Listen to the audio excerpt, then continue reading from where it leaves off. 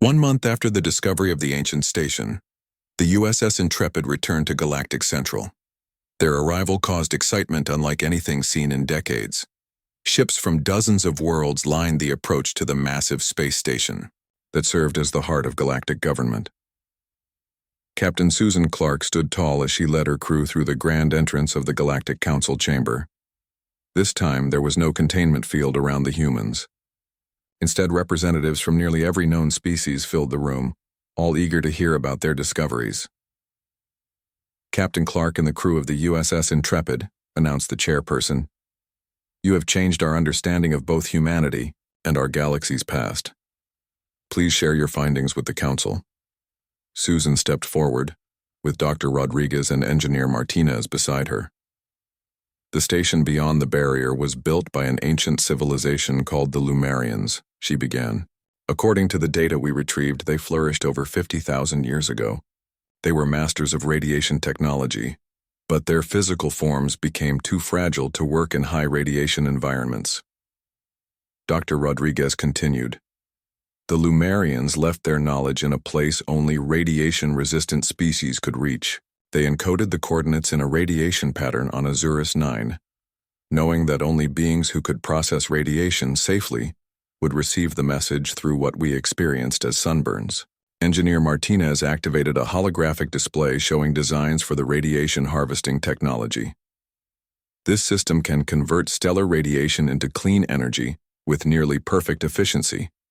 With the Council's permission, we're prepared to share this technology with all worlds. The chamber erupted in excited discussion. When order was restored, the chairperson spoke again. This discovery could solve energy shortages across dozens of worlds, but implementing it presents a challenge. Most species cannot safely work with these radiation levels. Ambassador Olivia Grant stood up. "That's where humanity can help. What was once seen as our greatest threat, our unique radiation processing, is actually our greatest contribution to the galactic community." In the weeks that followed, a new era of cooperation began. Special human teams were trained to work in high radiation environments, installing and maintaining the new energy systems. Planets that had once feared human contact now requested human assistance. On Azurus 9, the western beaches became a training center for human radiation specialists. What had once been a simple vacation spot was now a prestigious academy. The strange sunburns, once feared as signs of plague, were now worn proudly as badges of honor by graduates. Jack Harrison, whose sunburn had been one of the first discovered, now served as an instructor at the academy. He smiled as he watched a new group of trainees exposing themselves to the three suns' radiation, carefully allowing the geometric patterns to form on their skin. "Remember," he told them, "what looks like a simple sunburn to us reads as complex data to the equipment. Your skin is literally becoming a storage device for information." A young trainee raised her hand. "Will it hurt?" Jack laughed. "Just itches a bit. A small price to pay for helping power the galaxy." At Galactic Central, Captain Clark and her crew were being honored in a formal ceremony. The Intrepid had been refitted with the new radiation harvesting technology, making it the first ship capable of generating its own power from the radiation of nearby stars. "As a symbol of our new understanding," said the chairperson, "the Galactic Council hereby designates humanity as the official radiation handlers of the Galactic Alliance." Ambassador Grant signed the agreement as the chamber filled with applause. She turned to Captain Clark with a smile. "Not bad for a species that was nearly quarantined a few months ago," she whispered. Susan nodded, watching as humans and aliens mingled freely in the chamber. From galaxy-wide panic to galaxy-wide celebration, all because of a sunburn. Outside the windows of Galactic Central, the stars shone brightly. Among them, the first of many radiation harvesting stations was already being built by human teams, turning what had once been feared into the greatest power source the galaxy had ever known. The journey to the coordinates took 3 weeks. As the USS Intrepid approached the galactic barrier, the ship's sensors began to sound warnings. Outside the viewports, space itself seemed to glow with an eerie purple light. "Radiation levels rising," reported Officer Alan Wright from his science station. We're now at 10 times normal background radiation. Captain Susan Clark nodded calmly. Status of the crew? All human crew members showing normal readings, Alan replied. Our alien guests are secure in their shielded quarters. The ship pushed forward, the barrier growing brighter ahead of them. Suddenly they passed through a shimmering curtain of energy, and the stars on the other side looked different, brighter, more intense. We're through the barrier, Susan announced. Damage report? No damage, Captain, replied Kevin Martinez from engineering. The ship's holding together perfectly. Dr. Patricia Rodriguez checked the medical readings on her tablet. Human crew all stable, no adverse effects from the radiation. In the observation lounge, the alien representatives watched with amazement as the human crew functioned normally in radiation levels that would have killed their own kind in minutes, even with protection. Approaching the coordinates, announced the navigation officer. There's something there. On the main view screen, an object came into view. It was a massive structure orbiting a neutron star, bathed in levels of radiation that made the ship's sensors struggle to function. It's artificial, Alan confirmed. Definitely constructed, not natural. An ancient space station? Susan wondered aloud. Dr. Rodriguez studied the readings. The radiation levels around that structure are beyond anything we've measured before. No known species could survive exposure to that environment. Except possibly humans. Nicole Powell added. Captain Clark made her decision. Prepare an away team. Commander Steve Johnson will lead. Dr. Rodriguez, Dr. Powell, I want you both there. Engineering will need special suits to help manage the radiation, even with our natural resistance. The ray. Preparation took hours. The away team's special suits weren't fully sealed like traditional spacesuits. They had monitoring equipment and partial shielding, but relied primarily on human radiation resistance for protection. Commander Steve Johnson led his team to the shuttle bay. The tall, broad-shouldered officer had volunteered immediately for the mission. Remember, he told his team as they boarded the shuttle, we don't know what we'll find in there. Stay together and maintain constant communication. The journey from the Intrepid to the station took only minutes. As they approached, the team could see the structure more clearly. An enormous ring surrounding a central hub, all orbiting the intense radiation of the neutron star. Docking complete, Steve reported, opening the airlock now. The team stepped into the ancient station. Despite being thousands of years old, lights slowly activated as they entered, responding to their presence. The radiation here is intense, Patricia noted, checking her equipment. But our bodies are processing it. We're actually safer than our equipment. They moved deeper into the station, following corridors that seemed designed for beings similar in size to humans. In the central chamber, they found what they were looking for, a vast room filled with technology centered around a pulsing core of energy. It's incredible, Nicole whispered. This is exactly what the patterns described. It's a radiation harvester. Steve approached a control panel that lit up at his touch. Symbols appeared that matched the patterns from their sunburns. I think I can activate it, he said. The instructions are in these patterns. From the observation deck of the Intrepid, the alien representatives watched through the away team's cameras. The Viridian Zeth turned to Captain Clark. Your species walks through deadly radiation as if it were a gentle breeze, it said, voice filled with awe. We never imagined such biological resilience was possible. On the station, Steve carefully followed the instructions encoded in the sunburn patterns. The central core began to pulse more rapidly and the entire station hummed with power. It's working, Steve reported excitedly. The system is coming online.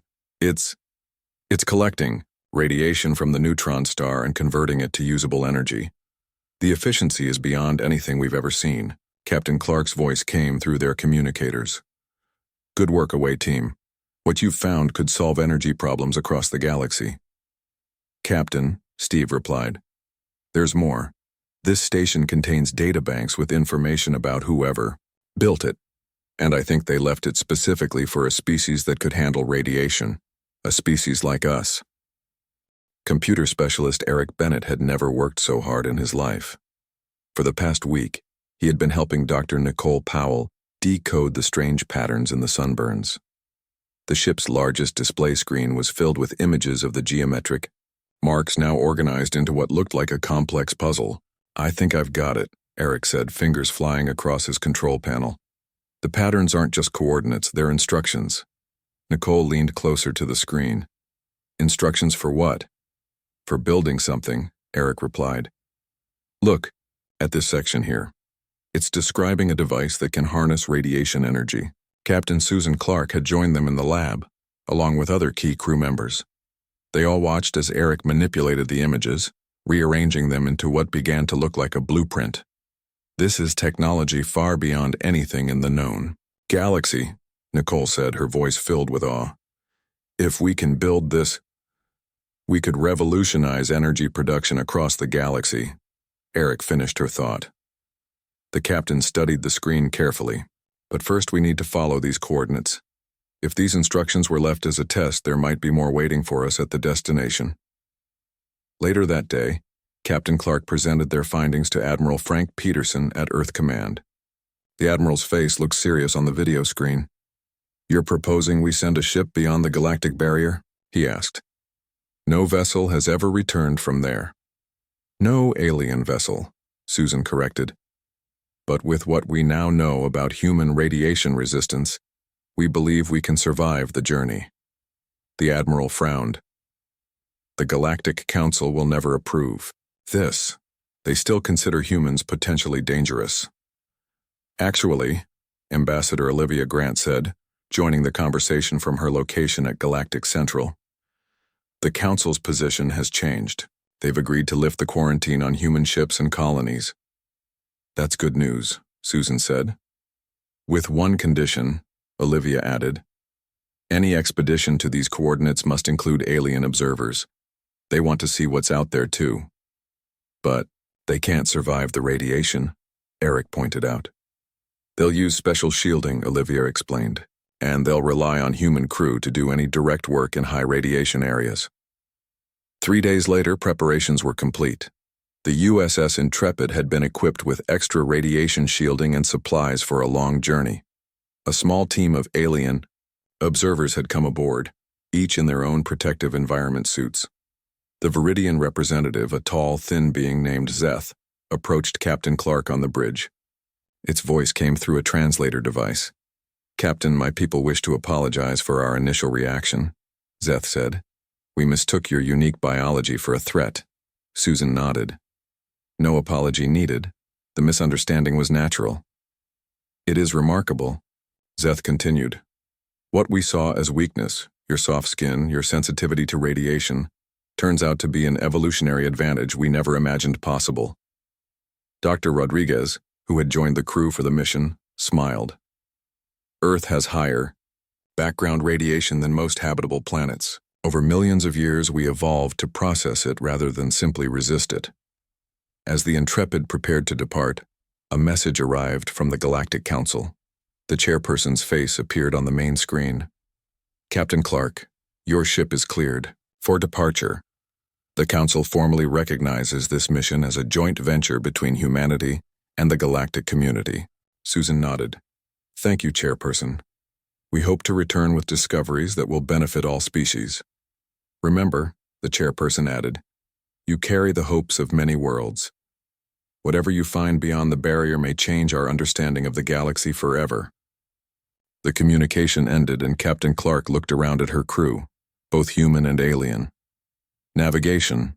Set course for the coordinates. Maximum warp when ready." The Intrepid's engines hummed to life. On the view screen, stars stretched into lines as the ship accelerated to faster-than-light speed, heading toward a region of space no living being had ever safely explored before. News of the containment spread quickly through the galaxy. On the central world of the Galactic Security Council, representatives from 12 major powers gathered in an emergency session. They sat in a large circular chamber with holographic displays showing the spread of human ships and colonies. "The situation requires immediate action," said the Zentralian delegate, its metallic skin reflecting the room's lights.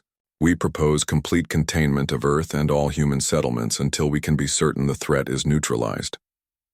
While the council debated humanity's fate, scientist Nicole Powell worked frantically in her lab aboard the USS Intrepid. She had been studying the sunburn patterns nonstop for 3 days, barely sleeping.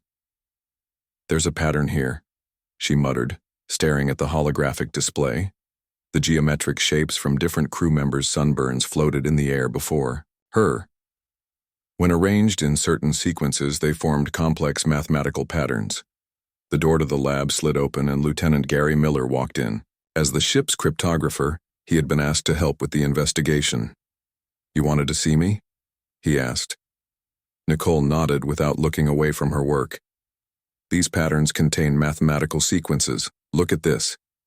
She pressed a button, and the floating shapes rearranged themselves. Now they formed what looked like a complex equation. Gary's eyes widened. "That's not random. Those are data storage patterns similar to methods used thousands of years ago." "Exactly," Nicole said. "I think the radiation on Azurus 9 wasn't just causing sunburns, it was writing information onto human skin." Gary moved closer to the display. "But why would information be stored in radiation that causes burns on human skin?" "Maybe it wasn't meant for us specifically," Nicole suggested. "Maybe it was designed for any radiation-resistant species that visited the planet. And we just happened to be the first ones who could receive it without dying." Gary finished her thought. They worked together for hours, arranging and rearranging the patterns. Finally, a clear sequence emerged. "Captain Clark to the science lab," Nicole called through the ship's communication system. "We found something." When Captain Susan Clark arrived, Nicole and Gary showed her their discovery. "The sunburns contain coordinates," Nicole explained. "They point to a location beyond the galactic barrier." "Beyond the barrier?" Susan asked, surprised. "No ship has ever gone there. The radiation levels are too high." "That's just it," Gary said excitedly. "No other species could go there and survive. But humans might be able to." "Are you suggesting this is some kind of invitation?" the captain asked. Nicole nodded. "I think someone, or something, left this message on Azurus 9 as a test.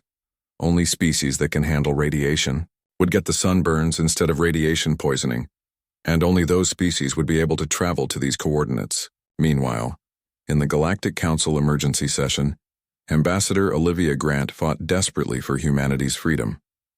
"We have new evidence that changes everything," she insisted.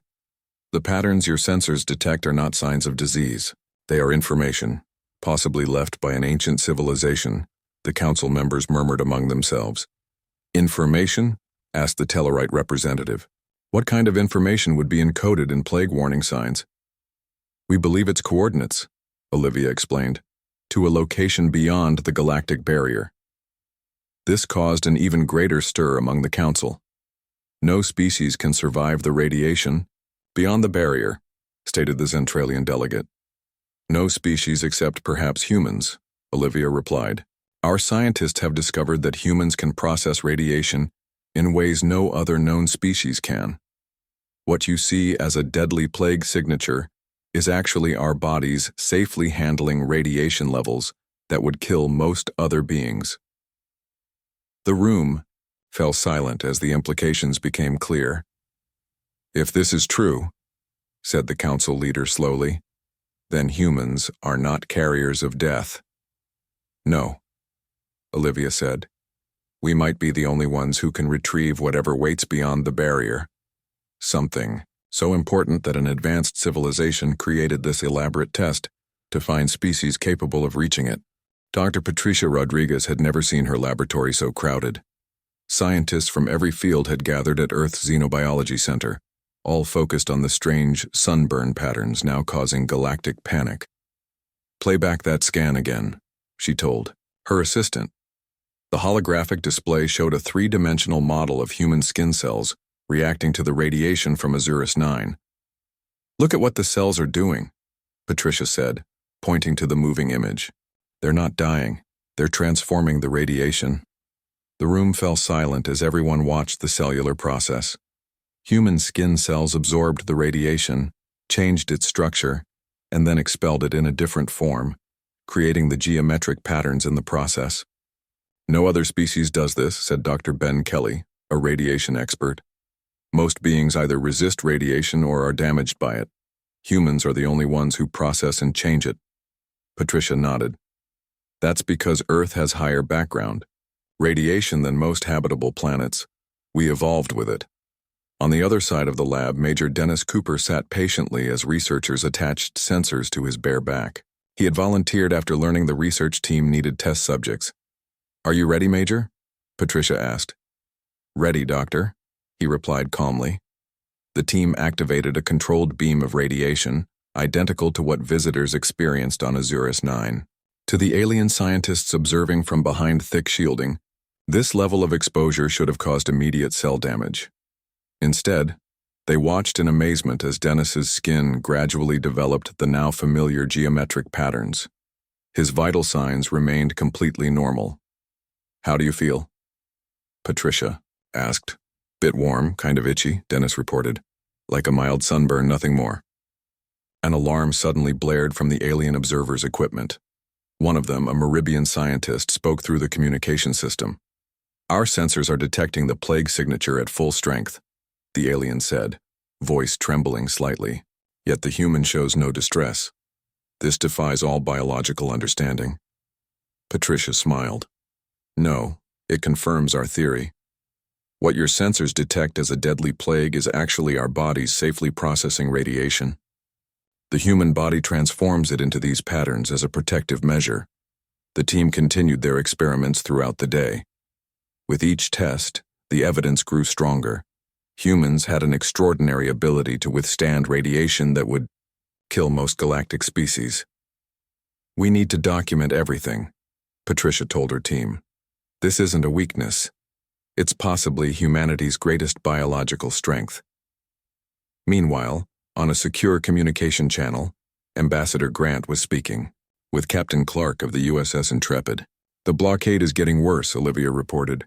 3 human colonies are reporting critical supply shortages. "Our findings might help," Susan replied. "Dr. Rodriguez is preparing a comprehensive report. The sunburns aren't just harmless. They're evidence of an evolutionary advantage. I need concrete proof to present to the Council," Olivia said. "Something that will convince them immediately." Susan considered this. "What if we show them directly? A live demonstration might be more effective than data." "You mean bring affected crew members before the Council?" Olivia asked. "Better yet," Susan suggested. "We invite Council representatives to observe new subjects being exposed to the radiation under controlled conditions. They can see with their own eyes that it's not a contagion." Before Olivia could respond, an urgent message interrupted their conversation. It came from Engineer Martinez on the Intrepid. "Captain Ambassador," he said, his face appearing on the screen. "You need to see this immediately. The patterns are changing again and we've detected embedded frequencies. These aren't random burns. They're carrying actual information." "What kind of information?" Olivia asked. Kevin's expression was a mixture of excitement and disbelief. "It looks like coordinates and a message. I think someone left information on Azurus 9 that only radiation-resistant species could safely retrieve." Susan and Olivia exchanged startled looks. The sunburn crisis had just become something much more significant. Ambassador Olivia Grant had never seen the Galactic Council chamber so empty. The massive circular room was designed to hold representatives from over 200 species, but today most seats remained vacant. The few alien diplomats present had insisted on sitting at least 20 meters away from the human delegation. "This is ridiculous," Olivia whispered to her aide. "They've put us in a containment field." The shimmering energy barrier surrounding the human diplomatic team was visible only when viewed from certain angles. It was officially described as a precautionary measure. "The Council will now hear from Earth's representative," announced the Tolaxian chairperson, its voice amplified through translators. The tall, spindly alien kept all 4 of its eyes fixed on a monitor rather than looking directly at the humans. Olivia stepped forward. "Honored Council members, there has been a serious misunderstanding. The humans from Azurus 9 are not carrying any contagious disease. What your sensors detect as signs of plague are simply unusual sunburns." A murmur of disbelief rippled through the chamber. Our medical experts have confirmed these burns pose no risk to any species, she continued. We request an immediate end to the quarantine of human ships and colonies. The Dulani representative, a gelatinous being inside an environmental suit, moved its speaking appendage. Ambassador Grant, our most advanced sensors detect the precise radiation signature of the Crimson Death. The pattern is unmistakable. Because your technology is interpreting a coincidental similarity, Olivia countered. Human skin reacts to radiation in ways different from other species. While the debate continued in the council chamber, back on the USS Intrepid, engineer Kevin Martinez had made a breakthrough. He'd been working non-stop in the ship's lab studying the Sunburn patterns. Captain, he called through the ship's communication system. I need to show you something immediately. Captain Clark arrived in the lab to find Kevin surrounded by holographic models of the Sunburn patterns. Look at this, Kevin said, pointing to a detailed scan of Jack Harrison's back. When human melanin interacts with the specific radiation from Azurus 9's 3 suns, it creates these geometric patterns naturally. It's a biochemical reaction unique to humans. So it's definitely not a disease, the captain said. Not even close, Kevin confirmed. But here's the interesting part. The patterns look identical to the warning signs of the ancient plague that once devastated several species centuries ago. Our bodies are naturally producing a visual pattern that triggers deep-seated fear in many alien cultures. Captain Clark studied the holographic models. Can we send this information to Ambassador Grant? Already preparing the data package, Kevin replied. But there's more. The reaction is still developing. The patterns are actually starting to encode information. Back at the Galactic Council, the debate had turned hostile.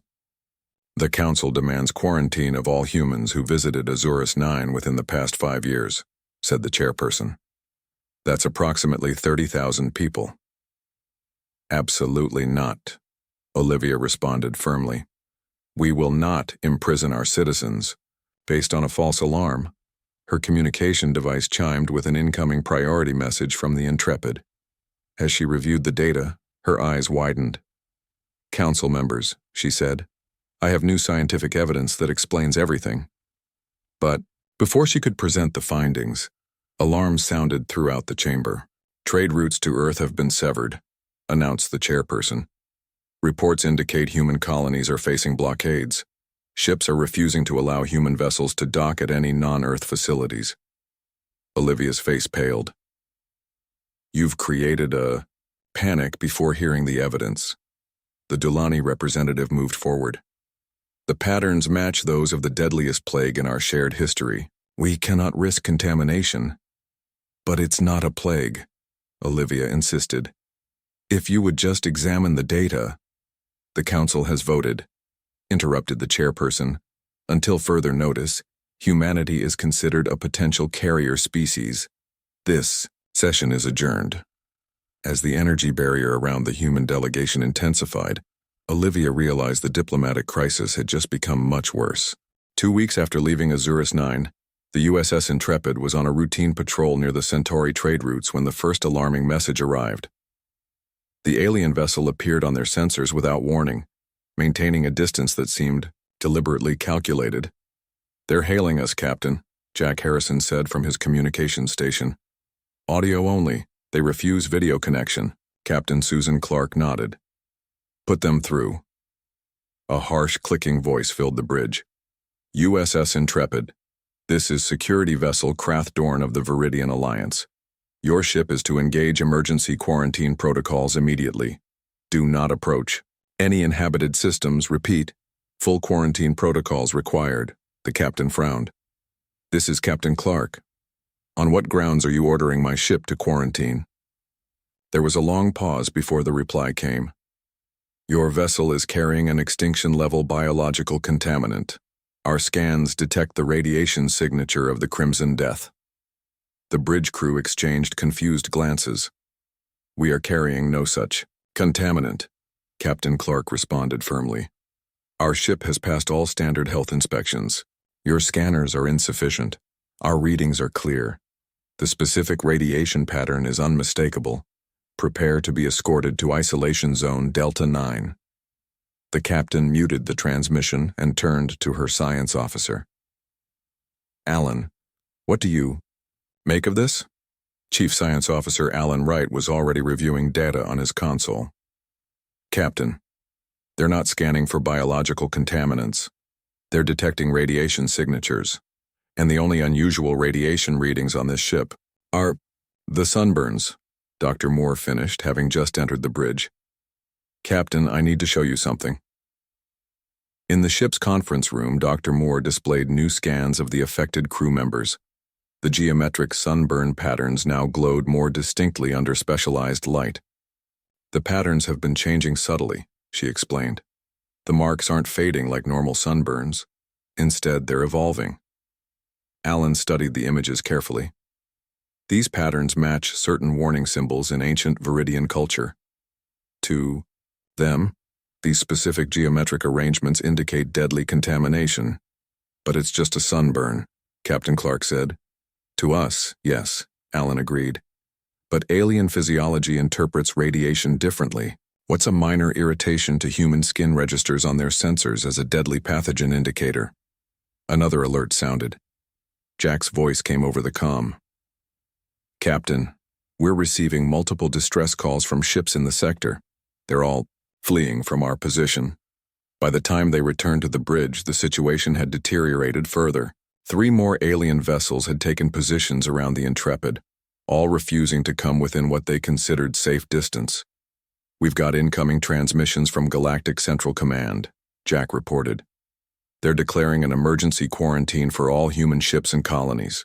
The main screen lit up with a galaxy map showing red quarantine zones spreading around every human settlement. This is absurd, the captain said. We need to speak with someone who will listen to reason. Dr. Moore studied her medical readouts with growing concern. The patterns are still changing, Captain, and they're beginning to emit a specific frequency that seems to be triggering the alien sensors. Alan nodded grimly. It's their version of a radiation hazard warning. In their history, that specific pattern appeared on the skin of victims shortly before massive plague outbreaks. But none of our crew are sick, Captain Clark insisted. That doesn't matter, Alan explained. To alien technology, these sunburns look exactly like the warning signs of an ancient catastrophe that once nearly wiped out several species. Captain Clark took a deep breath. Get me Earth Command. We need ambassador support. And Dr. Moore, find a way to mask those radiation patterns. Right now, as far as the galaxy is concerned, humanity is carrying a deadly plague. Outside the viewports, more ships appeared, forming a containment perimeter around the Intrepid. The galactic panic had begun. The first strange sunburn appeared on Jack Harrison's back after his 3rd day on the beaches of Azurus 9. He stood in front of the mirror in his quarters aboard the USS Intrepid, twisting awkwardly to see the odd pattern. Unlike the even redness of a normal sunburn, this one formed geometric shapes across his shoulder blades, perfect hexagons interconnected by thin red lines. That's not normal, he muttered, reaching for his communicator. Medical Bay, this is Communications Specialist Harrison. I've got something weird you might want to see. An hour later, Chief Medical Officer Lisa Moore frowned as she examined the unusual markings on Jack's skin. She had already seen 3 similar cases that morning. Does it hurt? She asked, running a scanner over the patterns. Not really. It itches a little, and it feels warm, but nothing like a bad Earth sunburn, Jack replied. The weird part is how it formed these perfect shapes. Dr. Moore nodded. You're the 4th crew member to come in with this today. All of you spent time on the western beaches of Azurus 9, correct? Yeah, they advertise those as the best spots for humanoids to sunbathe. Something about the angle of the 3 suns being perfect there. The doctor made some notes in her medical pad. And they assured everyone the radiation levels were safe? Their tourism pamphlet said their suns emit gentle rays suitable for all known galactic species. The resort even bragged about their safety record. As Jack pulled his uniform shirt back on, Lieutenant Amy Pierce walked in with similar geometric patterns visible on her forearms. She raised her eyebrows at Jack. You too, huh? She asked. Dr. Moore says it's the 4th case today, Jack told her. 5th now, the doctor corrected. gesturing for Amy to take a seat on the examination table. By the end of the ship's day, 17 crew members had reported to medical with the strange patterned sunburns. Dr. Moore compiled her findings and requested a meeting with Captain Susan Clark. "It's concerning," she told the captain as they reviewed the images together in the captain's ready room. "The patterns are nearly identical on each affected crew member, regardless of their skin tone or how long they were exposed." Captain Clark studied the images with narrowed eyes. "Have you contacted the Azurus 9 medical authorities?" "Yes, ma'am." They dismissed our concerns. The representative I spoke with, a Gelvan named Morzik, said humans are known for having unusually sensitive dermal layers and that we should have applied more protective lotion. The captain frowned. "Are the affected crew in any danger?" "At this point, I don't believe so. Vital signs are normal, and no one is reporting any symptoms beyond mild itching. The burns even seem to glow faintly in darkness, but that could simply be a reaction to the specific radiation spectrum of their suns." Captain Clark nodded. "Keep monitoring the situation. I'll file a minor health advisory with Galactic Central Command. We can't be the first ship with human crew to visit Azurus 9. "There's one more thing," Dr. Moore added. "When I scan the patterns, my equipment shows unusual readings. It's as if the burns aren't just skin damage, but some sort of information." "Information?" the captain repeated. "It sounds strange, I know, but the geometric precision isn't random." Engineer Martinez took a look and said the patterns reminded him of old data storage systems. Captain Clark considered this for a moment. "For now, let's proceed with caution. Document everything, continue treatment, and we'll revisit this if anyone's condition worsens."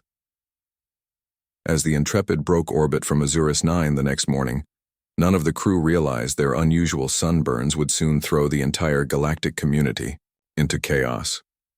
To them, it was just an odd souvenir from shore leave, a story to tell at their next port. The ship jumped to faster-than-light speed, carrying what the rest of the galaxy would soon call the human contagion toward the heart of Galactic Central Command.